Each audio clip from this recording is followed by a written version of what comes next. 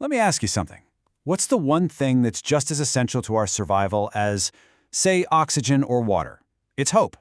So in this explainer, we're going to dig into what hope really is, and more importantly, where in the world you find it when you feel like you've run out completely. That's right. Hope isn't some nice-to-have luxury, it's an absolute necessity. It's the fuel that stops us from just giving up. But I mean, we've all been there, right? That moment when the tank feels completely empty and the future just looks bleak. So that's the big question, isn't it? And to find some answers, we're going to look at a really powerful ancient story that basically maps out a journey from total despair all the way back to life. We're going to use the parable of the prodigal son as our case study here. This is a story that's all about losing absolutely everything, and it kicks off with a decision that is just truly shocking. Okay, so to really get this, you have to understand the culture at the time. Asking for your inheritance while your father is still alive, that was the ultimate slap in the face. It was basically like saying, "Dad, I wish you were dead. You're dead to me, so just give me my money now."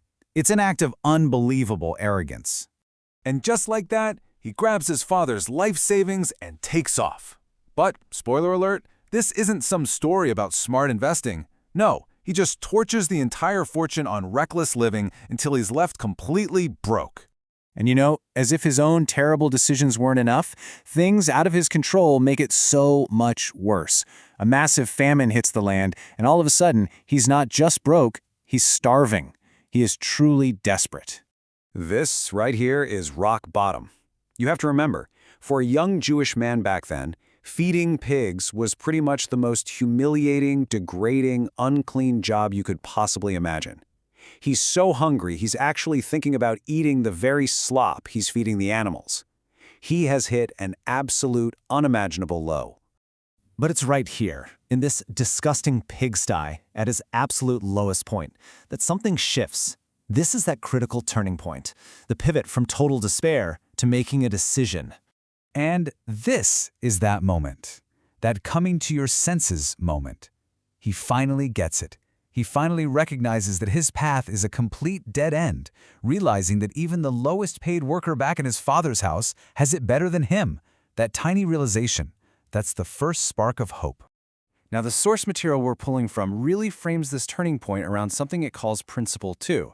And the argument is that real hope isn't just, wishing for something. It's an actual belief that a higher power exists, that you actually matter to that power, and that it has the ability to help you get back on your feet. So how does one little moment of clarity turn into an actual process of recovery? Well, the source material lays out this really practical 4-step blueprint to explain it, and it uses the acronym HOPE. And here it is, the HOPE model. It outlines a spiritual process that starts with believing in a higher power, which leads to openness to change, then tapping into a real power to change, and finally having a genuine expectation that change is possible. Let's break down a couple of the really key ones. Okay, so let's talk about the O for openness. The source uses this incredible metaphor. It says that hiding our struggles, our secrets, is like trying to hold a beach ball underwater. It takes a ton of energy, right? And sooner or later, that ball is going to shoot right up to the surface. Real change only happens when we bring things out into the open. And then there's P for power, which is just as crucial. See, the whole idea here is that trying to overcome our deepest problems by just gritting our teeth and using willpower, that's usually a losing battle.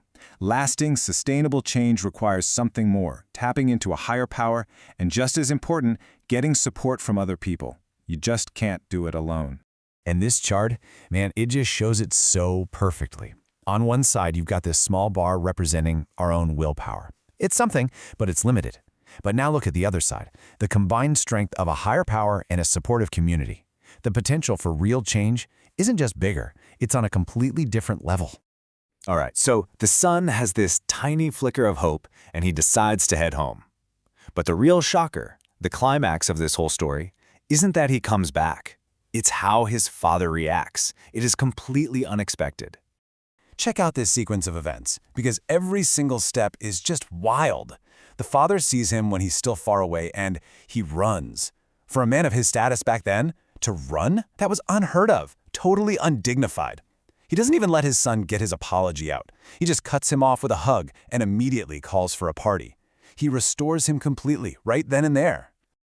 You know, this picture of a father literally running to his son connects to this really deep insight from the source material. In the famous 23rd Psalm, there's a line that says, "Goodness and mercy will follow me." But the original Hebrew word we often translate as follow is way more intense. It really means to chase, to pursue relentlessly. Just think about that image for a second. This isn't some passive, oh, I hope you find your way back kind of goodness. No, this is an active, pursuing grace that's galloping after you, like a hound in the hunt, tracking you down with love and mercy. That is the kind of hope we're talking about here. Okay, so let's pull all these threads together. We've got the story of hitting rock bottom, we've got a principle for recovery, and this vision of a relentless pursuing grace. So what does this actually mean for you and me right now? All right, if you remember anything, remember this. First, hope isn't just sitting around wishing, it's an active expectation. Second, that rock bottom moment, that's often where the real change begins. Third, change is a process, it's not a one-time thing. And maybe most importantly, grace isn't just waiting for you to get it together, it's actively running to meet you where you are. When you get right down to it, it all comes back to this one simple but really powerful idea. The son in the story, he didn't have the whole journey mapped out.